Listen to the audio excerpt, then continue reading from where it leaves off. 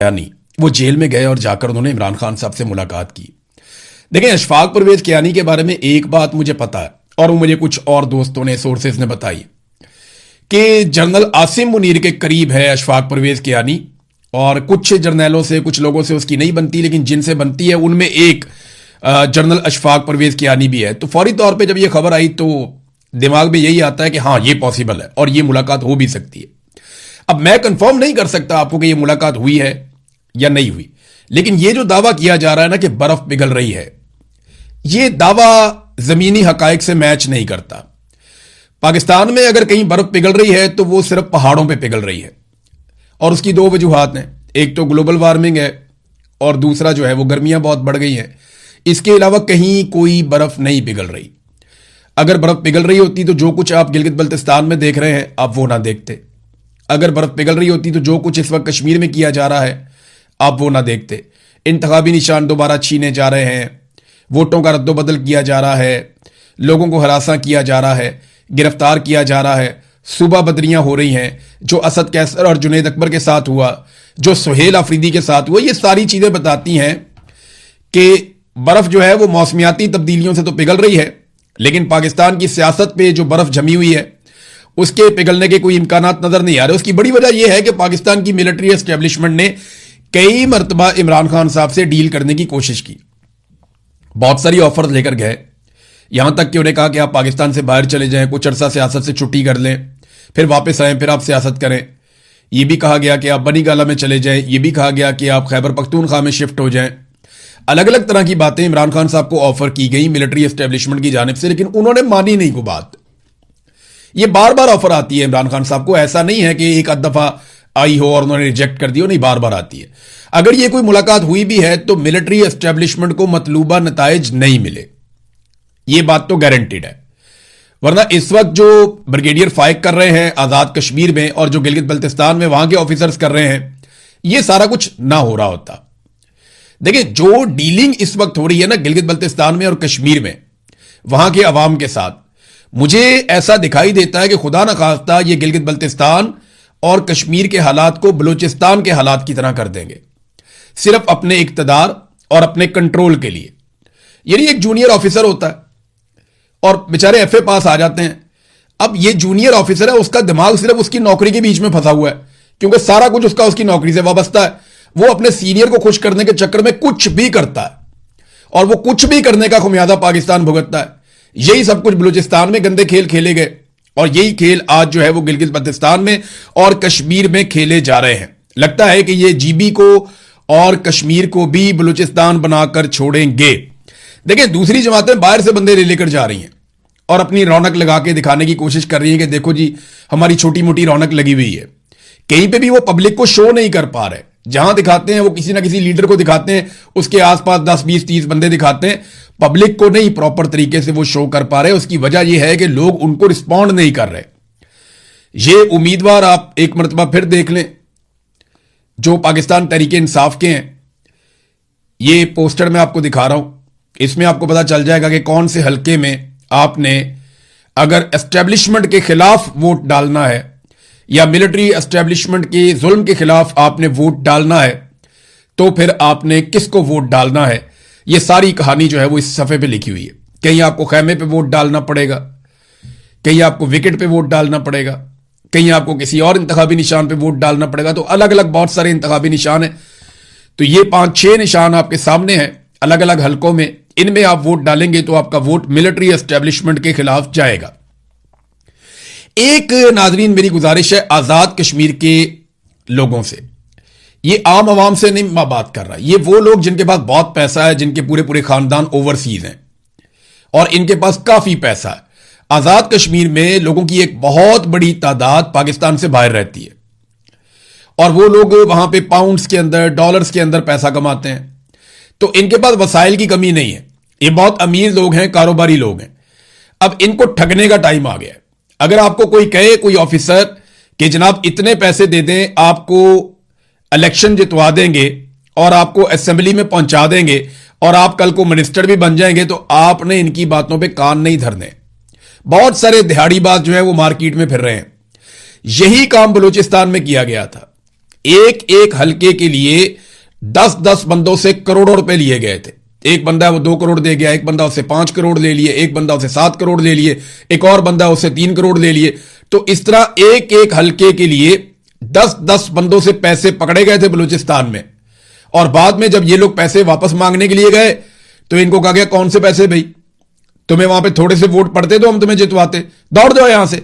अब वो पैसा ऐसा तो होता नहीं है जिसका कोई कानूनी रिकॉर्ड हो पीछे से। यानी जब आप इस तरह का पैसा है जो आप रिश्वत में दे रहे हैं तो वो आप रिकॉर्ड का पैसा निकाल के तो रिश्वत में नहीं देंगे ना, वो तो आप पैसा इधर उधर से कहीं से निकालेंगे और निकाल के आप दे देंगे। तो मेरी गुजारिश है ओवरसीज पाकिस्तानियों से, नंबर 1। नंबर 2, कश्मीर के अंदर जो बड़े ताकतवर पैसे वाले लोग हैं जिनको सियासत का कीड़ा है या खुजली है, तो मैं उन्हें यह बता रहा हूं कि आपने अपने करोड़ों रुपए जाया कर देने। यही बंदे दिहाड़ियां लगा के पहले आए हुए। जावेद लतीफ ने बताया था कि लाहौर के अंदर भी एक ऑफिसर ने बहुत पैसे ले लिए थे। बलूचिस्तान के लोग किससे आज भी सुनाते हैं कि हमसे पैसा ले लिया, हमें ना एमपीए बनाया ना एमएनए बनाया। तो आपसे गुजारिश है कि आप अपना पैसा जाया ना करें। ये दिहाड़ीबाज हैं, ये दिहाड़ी लगा के निकल जाएंगे, आपके पल्ले कुछ नहीं बचेगा। अभी वहीं पे जीबी में इलेक्शन चल रहा है, पाकिस्तान तहरीक इंसाफ पे मुकम्मल पाबंदी है, मगर बिलावल और उनकी बहन इनके प्रोटोकॉल के लिए गवर्नर पंजाब भी गिलगित बल्तिस्तान पहुंच गए हैं। सवाल यह है कि क्या उनके पास एनओसी है। इलेक्शन के इस माहौल में एक गवर्नर भी वहां पे पहुंच गए, तो देखिए एक तरफ कितना फ्री हैंड है, आप इंजॉय करें। यही बिलावल और मरियम, इन्हें मुकम्मल तौर पे फ्री हैंड था 2020 में भी, जब पाकिस्तान तहरीक इंसाफ की हुकूमत थी, और इनके पास आज भी फ्री हैंड है। पाकिस्तान तहरीक इंसाफ को उस वक्त भी तनकीद का निशाना बनाया जा रहा था क्योंकि उनकी हुकूमत थी, लेकिन आज पाकिस्तान तहरीक इंसाफ को मुकम्मल तौर पे दीवार के साथ लगाया गया। ना उनके पास अपना निशान है, ना वो कंपेन कर सकते हैं, ना वो लोगों में जा सकते हैं, लेकिन नौजवानों ने वो जिम्मेदारी संभाल ली। चाहे गजर हो, चाहे हुंजा हो, चाहे स्कर्दू हो, चाहे गांचे हो, कहीं पे भी, चाहे गिलगित हो, कहीं पे भी आप चले जाए, अस्तोड़ चले जाए, हर जगह पे बड़ी मजबूती के साथ पाकिस्तान तहरीक इंसाफ और एमडब्ल्यूएम का अलायंस खड़ा है। नाज़रीन, एक बड़ी इंटरेस्टिंग चीज जो डेवलपमेंट हो रही है वो ख्वाजा आसिफ की जानिब से हो रही है। ख्वाजा साद रफीक का स्टेटमेंट आपने देखा, एक दो और वजीर भी बोलना शुरू हो गए। फाद हुसैन ने भी एक कॉलम लिख दिया, ये साबिक वजीर हैं शहबाज शरीफ की कैबिनेट के, कि जी वज़रा कारकर्दगी अच्छी नहीं दिखा रहे। तो फाद हुसैन साहब के इसके पीछे दो मकासद हो सकते हैं। एक तो ये कि वो गवर्नमेंट पे तनकीद करना चाहते हैं, दूसरा वो ये चाहते हैं कि शायद दोबारा वो कैबिनेट में चले जाए, क्योंकि वो पहले कैबिनेट का हिस्सा थे। जब वो कैबिनेट में थे तब उन्हें कैबिनेट बहुत अच्छी लगती थी, हालांकि उस कैबिनेट ने बड़ी पाकिस्तान की बहुत बुरी हालत की थी, उस कैबिनेट ने सत्यानाश कर दिया था। तो फाद हुसैन उस कैबिनेट का हिस्सा थे, और अब फाद हुसैन को कैबिनेट अच्छी नहीं लग रही, और मेरे ख्याल में एक तरह की सीवी है कि जनाब मुझे कैबिनेट में दोबारा शामिल किया जाए। तो फाद हुसैन साहब को दोबारा शामिल हो जाना चाहिए ताकि कैबिनेट उनको अच्छी लगना शुरू हो जाए। बहरहाल ख्वाजा आसिफ का भी एक गिले शिकवे वाला एक ट्वीट आया कि जनाब 80,000 रुपया भी ले लिया हमसे और हमें रसीद भी कोई नहीं दी, और ये निज़ाम चल रहा है। अगर एक वफाकी वजीर की ये हैसियत है तो किसी और की क्या होगी। फिर थोड़ी देर पहले इंटरव्यू देते हुए ख्वाजा आसिफ ने कहा, जनाब मेरा जो घर है जहां पे मैं रहता हूं, सरकारी घर, वो टूट फूट का शिकार है। मैंने मोहसिन नकवी के तरले किए हैं, लेकिन वो ठीक नहीं करवा के दे रहा, अपने घर का दरवाजा नहीं ठीक करवा पा रहा। आपको पता है ख्वाजा आसिफ ये स्टेटमेंट क्यों दे रहा है? ख्वाजा आसिफ हो जाए, ख्वाजा साद हो जाए, या बाकी लोग, ये सारे ना इन चीजों को रिकॉर्ड के ऊपर रख रहे हैं। इन्हें पता है कि आसिम मुनीर साहब का इक्तदार ज्यादा लंबा चलेगा नहीं, इनके इक्तदार का सूरज गरूब हो जाएगा। इसकी उम्र ज्यादा से ज्यादा 10 साल होगी, इससे ज्यादा क्या होगी। तो पीएमएलएन के लिए सियासत के रास्ते बंद हो जाएंगे, दोबारा सियासत नहीं कर पाएंगे। लिहाजा अब ये ग्राउंड बना रहे हैं कि जनाब हम तो बांध दिए गए थे और इमरान खान के खौफ की वजह से हम फंस गए थे, इमरान खान का किया हमारे सामने आ गया। आसिम मुनीर का बुरा वक्त आते ही उनका नाम भी कोई नहीं लेगा, ये मेरी बात याद रखिएगा, लेकिन हम लिया करेंगे, हम बताया करेंगे लोगों को कि एक फलाना जर्नैल आया था, बाद में ये जर्नैल आया था, बाद में ये जर्नैल आया था, और उनकी पॉलिसियों ने पाकिस्तान को कितना नुकसान पहुंचाया।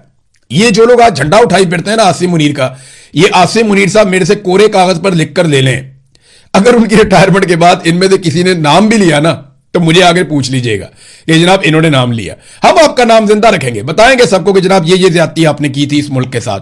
बहरहाल ये, और खास तौर पे पाकिस्तान की जमहूरियत के साथ, क्योंकि ख्वाजा आसिफ जो आपका बॉस है वो खुद अपने मुंह से बार बार ये कहता है कि पाकिस्तान में हाइब्रिड निजाम है और फौज चीजों को कंट्रोल कर रही है।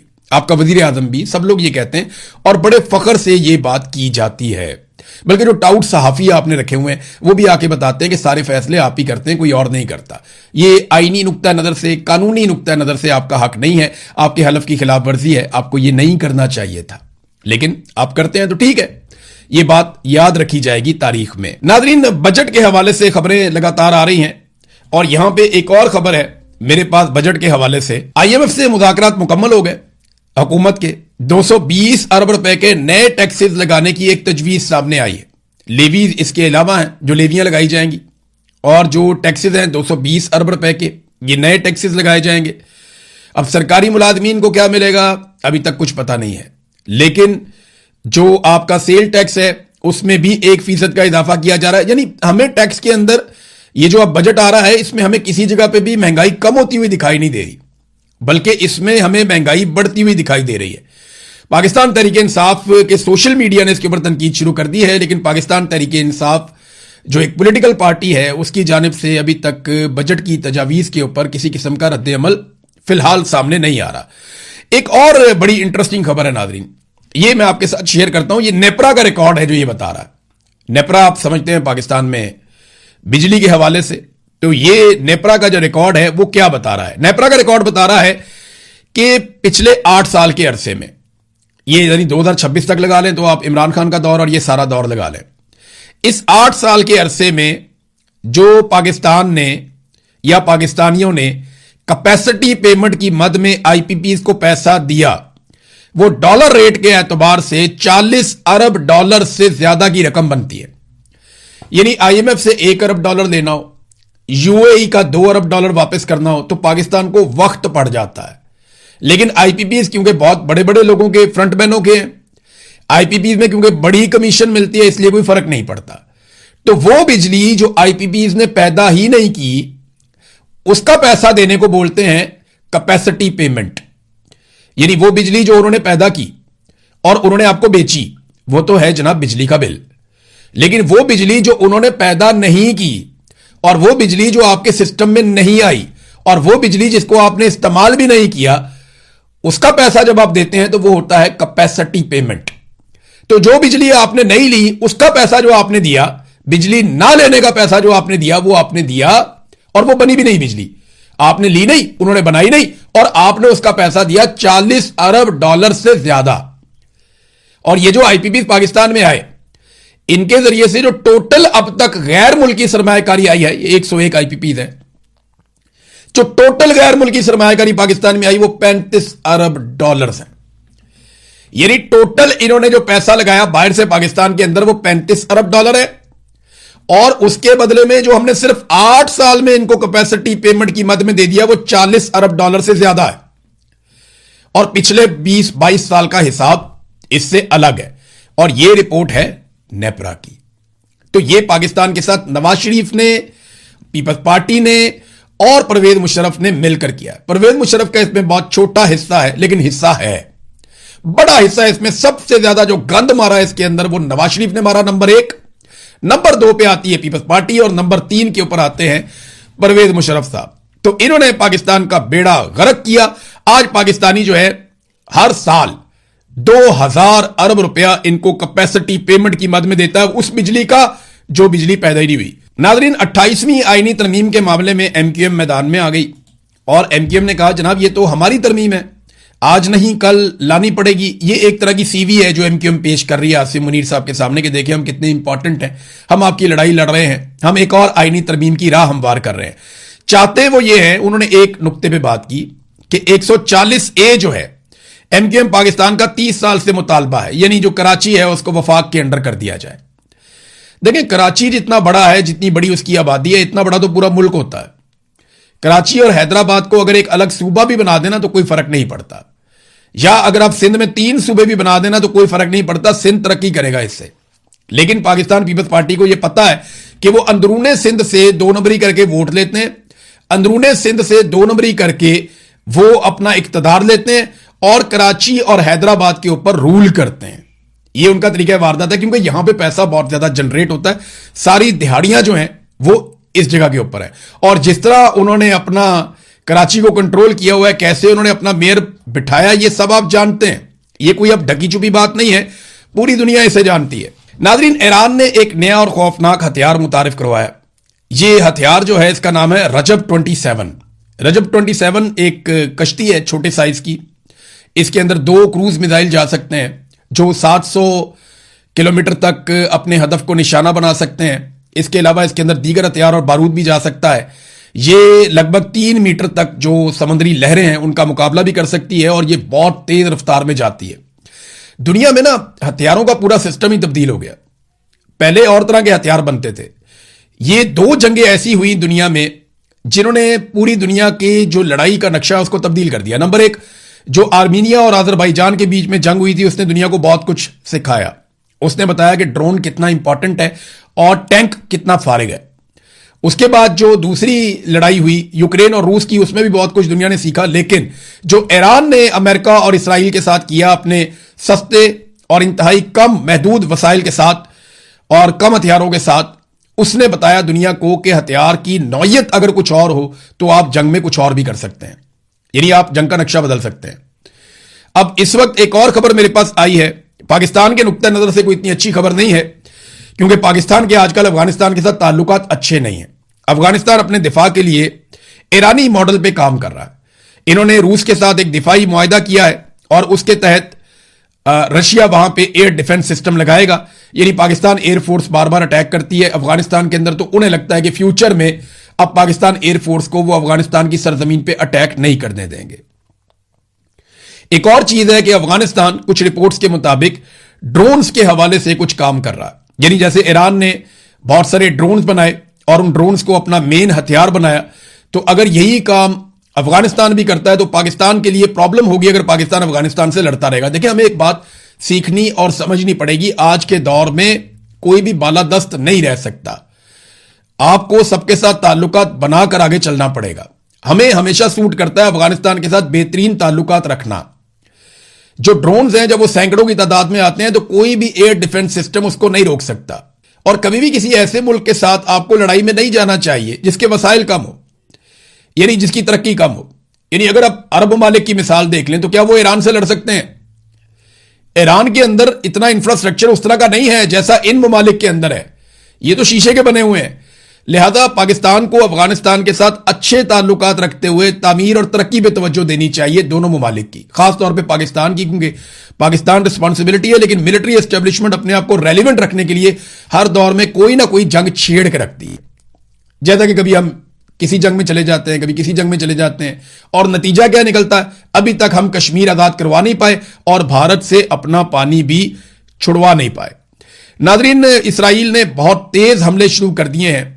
गजा और लबनान को वो बहुत बुरी तरह अटैक कर रहा है। गजा के 60% पे उन्होंने अपना कंट्रोल मुकम्मल कर लिया है और नेतन्याहू ने मजीद 10% के ऊपर कब्जे का हुक्म जारी कर दिया है कि 70% गजा पे मुकम्मल तौर पे कब्जा कर दिया जाए। और बोर्ड ऑफ पीस में बैठे हुए ममालिक कुछ भी नहीं कर पा रहे, जबकि लबनान पे इसराइली फौजें चढ़ दौड़ी है, बहुत तेजी से वहां पे अटैक हो रहा है। ये एक फैमिली की तस्वीर आप देखें। ये इसराइली हमले के अंदर गुज़िश्ता रोज ये शहीद हो गए लोग। इनमें देखें ये बच्चे हैं, ये पनागुज़ीन थे। कोस्टल हाईवे पर इन पर ड्रोन हमला किया गया और ये सारे लोग शहीद हो गए। ये बड़े अफसोसनाक मनाजिर जो है वहां से आ रहे हैं। और अभी जो ताज़ा इतलात आई हैं उनके मुताबिक इसराइली फौज ने लबनान के बहुत बड़े एरिया पे भी कब्जा कर लिया, उनके एक बड़े दरिया के ऊपर भी कब्जा कर लिया, और एक तारीखी किला है जनूबी लबनान में बियोफोर्ट, उसके ऊपर भी कब्जा कर लिया है इसराइल ने। और वो ये कह रहे हैं ये इलाके अब हम नहीं छोड़ेंगे। तो तेजी से इसराइल अपने इलाकों में एक्सपेंशन करता चला जा रहा है, अपने इलाकों को वसअत देता चला जा रहा है। जो उनके पास एक मैप है जिसके मुताबिक वो इसराइल को बड़ा करना चाहते हैं, जिसपे कई मरतबा उन्होंने बात भी की है, वो उस पर अमल दरामद कर रहे हैं। जबकि अरब ममालिक और बाकी ममालिक जो बोर्ड ऑफ पीस का हिस्सा है जिनमें पाकिस्तान भी है, वो अभी फिलहाल सूरत हाल का जायजा ही ले रहे हैं। अब तक के लिए इतना ही। अपना ख्याल रखिएगा, अपने इस चैनल का भी। अल्लाह हाफिज।